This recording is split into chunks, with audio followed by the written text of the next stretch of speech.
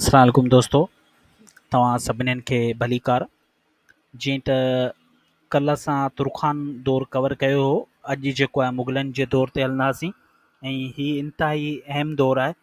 Sindhi lecturership जी जेके तयारी कनि पिया ऐं सब्जेक्ट स्पेशलिस्ट जी या जेके सिंधी अदब सां चाह रखंदड़ आहिनि उहे हिन वीडियो खे गौर सां ऐं आख़िर ताईं ॾिसनि। काफ़ी अहम नुक़्ता, काफ़ी अहम सवाल जेके आहिनि उहो हिन दौर में समायल आहिनि।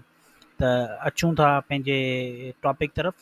त मुग़लनि जो दौरु जेको शुरू थिए थो उहो 1592 खां 1700 ताईं हले थो। मुग़लनि जे दौर जा मशहूरु शाइर आहिनि शाह लुत्फ़ुल्लाह क़ादरी, जेको 1611 में ॼाओ ऐं 1679 में वफ़ात फरमाई। फ़ाज़ल बकरी, उस्मान एहसानी। ऐं उस्मान एहसानी सिंधी अदब जो उहो पहिरियों शाइर आहे जंहिं सभ खां पहिरीं तख़लुस इस्तेमालु कयो शाइरी में। ऐं इहो सवाल बि अची सघे थो क्वेश्चन पेपर में त कहिड़े दौर में शाइरनि पंहिंजो तख़लुस इस्तेमालु कयो, त मुग़लनि जो दौरु सही जवाबु ईंदो। महाराज प्राणानाथ, मखदूम अबुल हसन डायरी ठठवी, मियूं शाह इनायत रुज़वी, मखदूम सुलेमान, मियूं ईसो हलाई, शाह इनायत सूफ़ी शहीद, एहसान फ़कीर लंगा। इहे हुआ मुख़्तलिफ़ शाइर मुग़लनि जे दौर जा।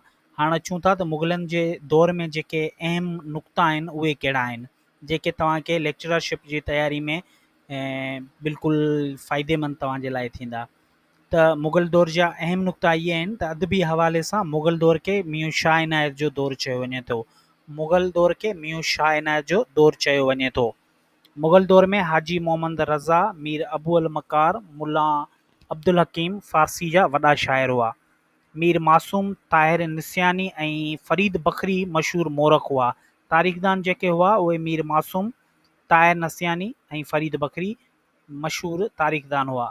ऐं मुग़लनि जी तारीख़ ते लिखियल किताब खे मज़हर शाहजहानी चयो वेंदो आहे। मज़हर शाहजहानी जो जेको लेखक आहे उहो मीर यूसुफ़ आहे। मुग़ल दौर जे आख़िर में मखदूम अबू अल हसन ठठवी सिंधी सूतक्ती तयारु कई। मुग़ल दौरु सिंधी अदब जो तरक़ी याफ़्ता दौरु आहे। मुग़ल जे दौर में सिंधी अदब में किताब लिखजणु शुरू थिया। मुग़ल जे दौर में शाइरनि पंहिंजी शाइरी में तख़लुस इस्तेमालु करणु शुरू कयो।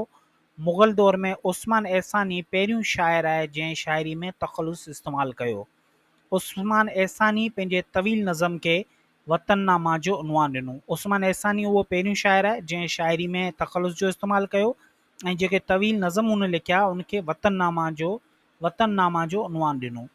मुग़ल सल्तनत जे बादशाह अकबर जे नौरतन में ॿ नाले वारा आलम भाइर मुला फैज़ी ऐं अबू अल फज़ल जेके सिंध जे शहर सेवण जा हुआ।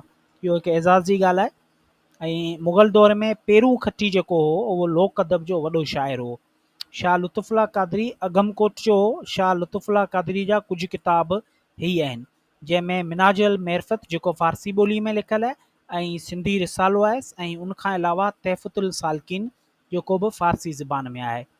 सिंधी शाइरी जी तारीख़ में पहिरियों शाइर शाह लुत्फ़ुल्लाह क़ादरी आहे जंहिंजो मुकमल रिसालो मिले थो ऐं जंहिं रिसाले में 7 बाब ऐं 379 बैत आहिनि।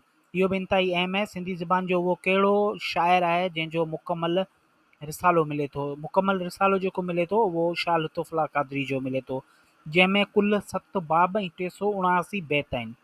मखदूम अबुल हसन ठठवी जो लिखियल किताब मुक़दमात अल सलवात सिंधी जो पहिरियों किताब आहे। पहिरियों किताब इहो तस्लीम कयो वञे थो मुक़दमा अल सलवात, जंहिंजो लेखक केरु आहे? मखदूम अबू अल हसन ठठवी आहे। मियूं शाह इनायत रुज़वी बखर जे रुज़वी ख़ानदान मां हो। संदसि वालिद नसीरुद्दीन शाह जा वॾा मके शरीफ़ खां हिजरत करे सिंध में आया। मियूं शाह इनायत रुज़वी जे वालिद साहब जो नालो नसीरुद्दीन शाह हो। मियूं शाह इनायत पहिरियों शाइर आहे जंहिंजो मुकमल कलाम मौजूदु आहे। अच्छा, हिते शाह लुत्फ़ुल्लाह क़ादरी जो रिसालो पहिरियों वॾो रिसालो आहे ऐं मुकमल जेको कलाम मिले थो उहो शाह इनायत जो मिले थो। ऐं मियूं शाह इनायत वाई जो मौजूदु आहे, मतिलबु वाई जी जेका सिन्फ़ आहे उनजो एजाद कंदड़ जेको आहे मियूं शाह इनायत रुज़वी आहे ऐं मौलूद जी जेका सिन्फ़ आहे उनजो एजाद कंदड़ बि मियूं शाह इनायत रुज़वी आहे।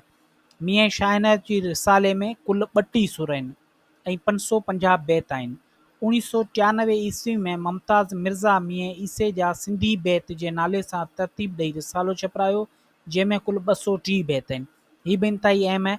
1993 में मुमताज़ मिर्ज़ा मियां ईसे जा सिंधी बैत जे नाले सां तरतीब ॾेई रिसालो छपरायो, जंहिंमें कुल 230 बैत आहिनि।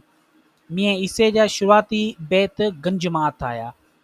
अच्छा, इहो कंफर्म कंदो हलां त जेको अॻिते पाण पोयां पढ़ियोसीं पिए त शाह लुत्फ़ुल्लाह क़ादरी जो रिसालो पहिरियों वॾो रिसालो आहे, पर मुकमल कलाम मौजूदु न हो। ठीकु है, इन में थोरो तव्हां क्लियर करे वठिजो त जेको मुकमल जेको रिसालो आहे उहो जेको वॾो रिसालो आहे उहो शाह लुत्फ़ुल्लाह क़ादरी जो आहे, ऐं मुकमल जेको पहिरियों शाइरी जो कलाम मिले थो उहो मियां शाह इनायत रिज़वी जो मिले थो।